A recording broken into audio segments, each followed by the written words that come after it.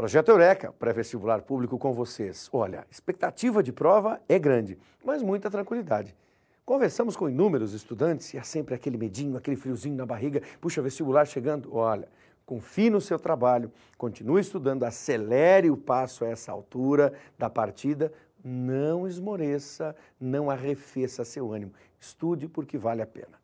O conteúdo de hoje no Projeto Eureka é o da matemática. Então aproveite, trabalhe os conteúdos matemáticos e entenda o quão importante é você estar exercitando na prática os exercícios. Quer dizer, é uma redundância dizer isso, mas é uma grande verdade. Muitas vezes essa redundância é aquela que o estudante não segue. Exercitar com os exercícios. Faça isso e faça muito bem. Vestibulares acontecendo em todo o estado do Paraná, inscrições também, entre no site, procure o sítio específico da sua faculdade e, é claro, faça a inscrição, não perca as datas, grande trabalho e bem-vindos vocês, Calouros 2008. É a Hora da Matemática com o Domingos.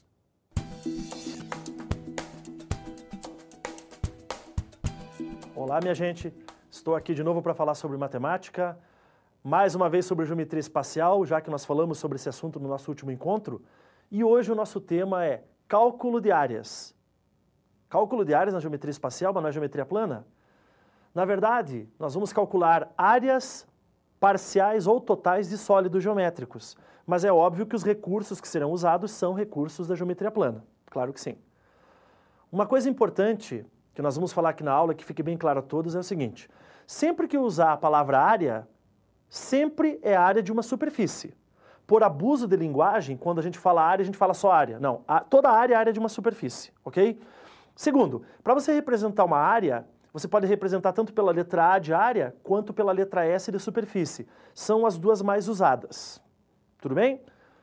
Agora me ajuda a relembrar as áreas das principais figuras planas, vamos lá? Área de um triângulo. Para você calcular a área de um triângulo, o que você usa?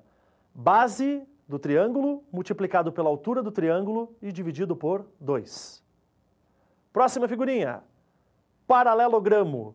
A área de um paralelogramo é multiplicar a base, a medida da base, pela medida da altura. Certo? Agora só voltando, por que a área do triângulo é base vezes altura sobre 2? É a metade da área de um paralelogramo, ou de um retângulo, ou de um quadrado.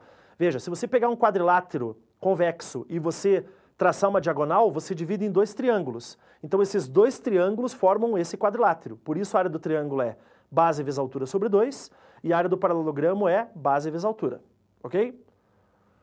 Cuidado no caso do paralelogramo, porque como o paralelogramo tem os lados opostos paralelos iguais, se você tem uma medida de um dos lados como a base, o outro lado não é a altura. Lembre que a altura tem que formar 90 graus com a base, certo? Próxima figurinha, retângulo. A área de um retângulo, gente, é a mesma do paralelogramo. É a medida da base multiplicada pela medida da altura. Só que no retângulo, como os lados formam 90 graus, eles são perpendiculares, então multiplicando os lados você já tem a área, certo? Próxima figura, área de um quadrado. A área de um quadrado é base vezes altura. Mas como o quadrado tem os 4 lados iguais, você vai multiplicar L vezes L, que é a base vezes a altura. L vezes L dá o quê? L ao quadrado. Agora nós temos o losango. Lembrando que é um losango. O losango é um quadrilátero, certo? Que tem os lados opostos paralelos e iguais. Todos os lados são iguais no caso do losango e as diagonais são perpendiculares. Então, uma maneira de você encontrar a área de um losango é você multiplicar a medida das duas diagonais e dividir por 2. Então, você multiplica lá diagonal maior pela diagonal menor e divide por 2, certo? Outra maneira, como você pode subdividir o losango em 4 triângulos, quando você traça as diagonais, você pode calcular a área de um triângulo e multiplicar por 4, porque esses 4 triângulos são iguais. Tudo bem? Depois nós temos o trapézio. Para você calcular a área de um trapézio, você faz uma média das bases e multiplica pela altura. Então você faz assim, você pega a base maior, soma com a medida da base menor e divide por 2. Base maior mais base menor dividido por 2. Isso é uma média aritmética das bases. Aí você multiplica pela altura. Tudo bem? Essa é a área de um trapézio. E aí, gente, nós caímos no círculo. Lembrando a você, a diferença de círculo e circunferência. Circunferência é uma palavra que a gente usa quando a gente fala da linha, certo? Que tem em volta. E círculo quando fala-se da figura toda. Tudo bem? Então, quando você está calculando a área de um círculo, A área de um círculo é dada por π vezes r ao quadrado, certo?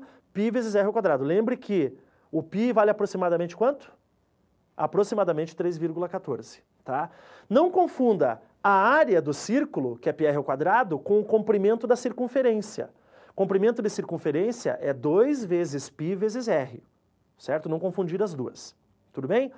Agora, uma coisa importante, gente. É muito comum nos vestibulares cobrar um pedaço do círculo, uma parte dele.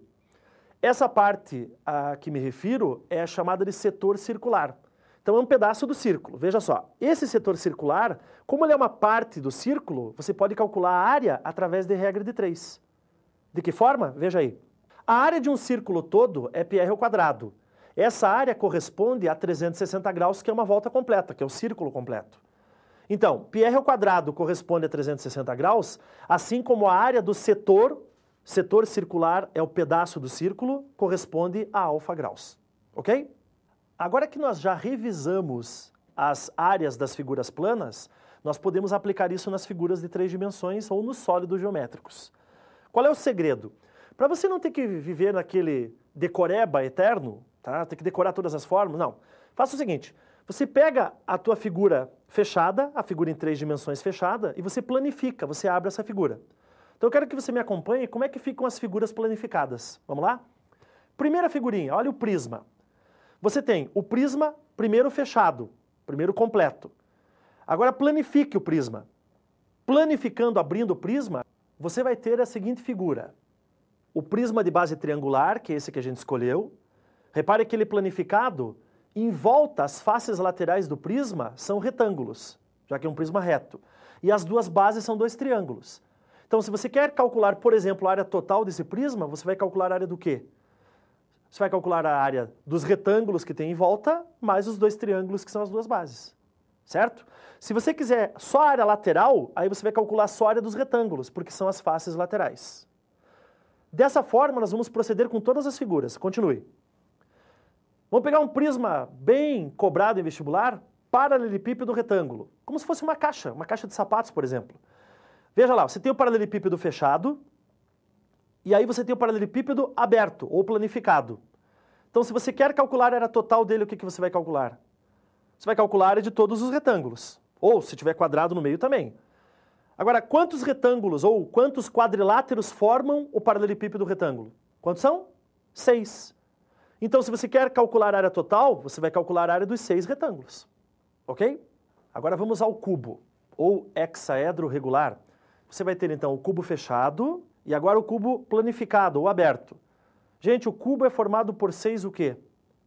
Por 6 quadrados. Se você quer calcular a área total do cubo, basta calcular a área dos 6 quadrados. Agora, se você quiser calcular a área lateral, quantos quadrados tem um cubo lateralmente? Pense o cubo fechado. Quantos são? 4. Então, a área lateral de um cubo, 4 vezes a área do quadrado. Se for a área total, 6 vezes. O que mais nós temos? Cilindro. Cilindro reto, claro, cilindro circular reto. Imagine que você vai pegar um cilindro, então, fechado. Agora abra, planifique. Repare que o cilindro aberto ou planificado, ele é formado por um retângulo ou quadrado, que seria a parte lateral, a superfície lateral, e mais as duas bases, que são 2 círculos. Se você quiser calcular a área lateral de um cilindro reto, você vai calcular a área desse retângulo ou quadrado, que é a superfície lateral. Agora, se você quiser calcular a área total, você vai acrescentar as duas bases, que são 2 círculos. Ok? Próxima figura. Pirâmide. Pegamos aí uma pirâmide de base quadrada, gente. Tá? Imagine que é uma pirâmide reta de base quadrada. Ok? Abra essa figura, planifique. Se repare que as faces laterais da pirâmide são triângulos. E a base, nesse caso, é um quadrado. Então, se você quer calcular a área lateral, você calcula a área dos triângulos. Se você quer calcular a área total, você acrescenta a base. E, para fechar, você tem um cone. Planifique um cone. Olha só o cone aberto. Ele é formado por um setor circular, que é a sua superfície lateral, e mais a base, que é um círculo. Ô Domingos, e cadê a esfera? A esfera a gente vai falar daqui a um pouquinho. Não saia daí.